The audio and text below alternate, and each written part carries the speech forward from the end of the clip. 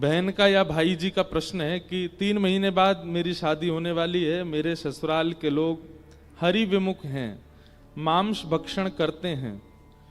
शादी के बाद अगर मेरे ऊपर प्रेशर डालें और ना चाहते हुए भी मुझे करना पड़े, इस स्थिति में क्या करना चाहिए, मार्गदर्शन करें। सबसे पहली बात, आपने ऐसे किसी को स्वीकार ही क्यों कर रखा है जो मांस भक्षी हैं? आपको विवाह ही क्यों करना है? आप किस चीज के आकर्षण में विवाह कर रहे हैं? या तो धन ज्यादा है, या संपत्ति ज्यादा है, या आपके दिखने वाले जो होने वाले जो पतिदेव हैं वो आपके प्रेमी हैं। आप किस प्रेशर में जा रहे हैं? अगर आप जान चुके हैं, 3 महीना पहले आपको पता चल गया है कि वो मांस भक्षी हैं, आप ऐसा कैसे लिख सकते हैं कि अगर वो प्रेशर डालें और मुझे खाना पड़ा तो? क्यों? आप सोच भी कैसे सकते हैं कि आप खाओगे? और आप, चलो खाना तो बहुत दूर की बात, आप सोच भी कैसे सकते हैं कि ऐसे के साथ रहेंगे? इसका मतलब ये है, हम डांट नहीं रहे हैं, आप कहीं ना कहीं से तो मन बना चुके हो कि उन्हीं के संग रहना है। तो फिर ये संशय नहीं होना चाहिए, आप जैसे वो रहें रहिए। लेकिन अगर मन में भाव है कि वो हरि विमुख हैं, तो फिर ऐसे के संग रहना ही क्यों है?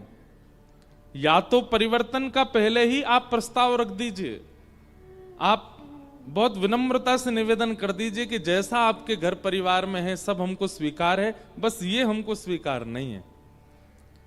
अगर ये रहेगा तो हम विवाह नहीं करेंगे। भाई, लड़कों की भी तो डिमांड होती है, आपको भी डिमांड।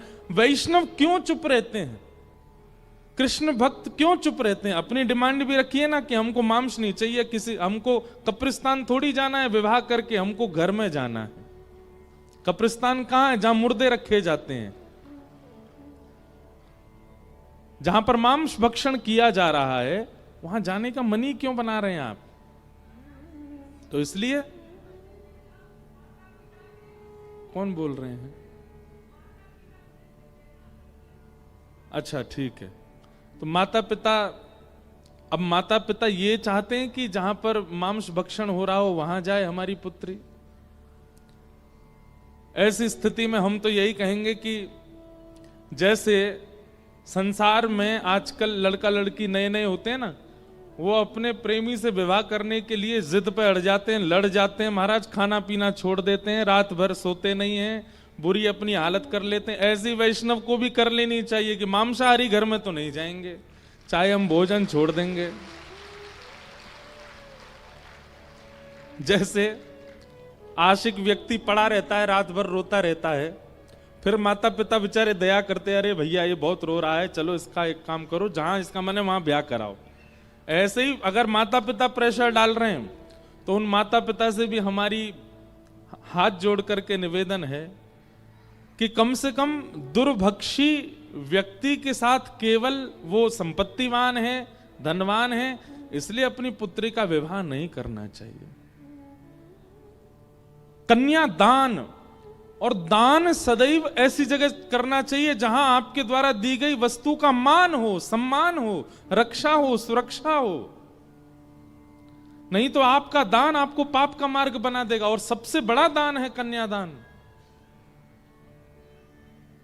हम एक बात निवेदन करें, बहू चाहे आप सामान्य ले आइएगा, पर दामाद तो बहुत सोच समझ करके विशेष ही खोज करके लाइएगा।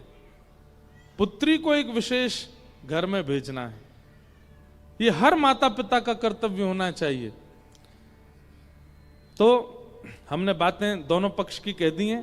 हमारे हिसाब से तो अगर आपको इतनी दिक्कत है तो नहीं जाना चाहिए।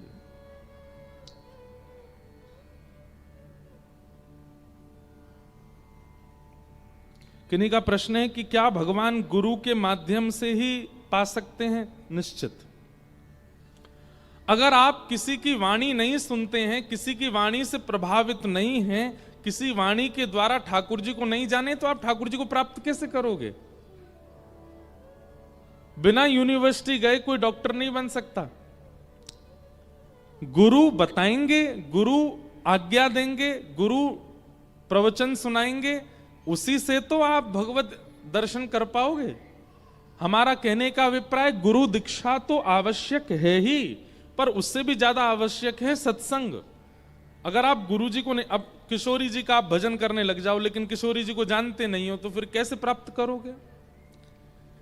इसलिए जाने बिन ना होत परतीति, बिन परतीत होत नहीं प्रीति। और ठाकुर जी को जाना गुरु के द्वारा ही जा सकता है। कई बार ऐसा होता है कि गुरु से कथा सुनकर के शिष्य को ठाकुर जी मिल जाते हैं, भले गुरु जी को नहीं मिले, लेकिन ठाकुर जी मिलेंगे गुरु कृपा से ही। किन्हीं का प्रश्न है कि पति को परमेश्वर क्यों कहा जाता है?